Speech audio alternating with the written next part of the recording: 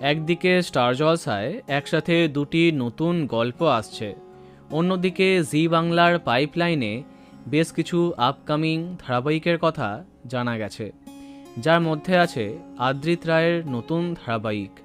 কিন্তু এই সবের মাঝে একের পর এক চলতি গল্পগুলি বিদায় নিচ্ছে বাংলা টেলিভিশন থেকে। সম্প্রতি শেষ দিনে শুটিং করেছে স্টার জলসার জনপ্রিয় ধারাবাহিক বধুয়া। সেই সম্পর্কে বিস্তারিত তোমাদের জানিয়েছি।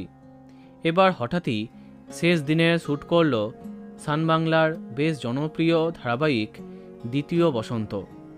ধারাবাহিকে প্রধান চরিত্রে খুব জনপ্রিয় কাস্টিং দেখা যায়। জেসমিন রায়, সোহিনী গুহ রায়, রাজদীপ গুপ্ত, চুমকি চৌধুরী, অর্পিতা মুখার্জি প্রমুখ তারকাদের দেখা যায়।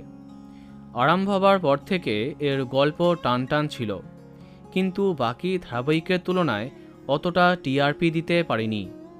এদিকে দেবী বরণ সহ একাধিক নতুন গল্প আনছে সান বাংলা, তাই শেষ করা হলো দ্বিতীয় বসন্ত। গতকালকেই তারা শেষ দিনের শুটিং সেরে ফেললেন।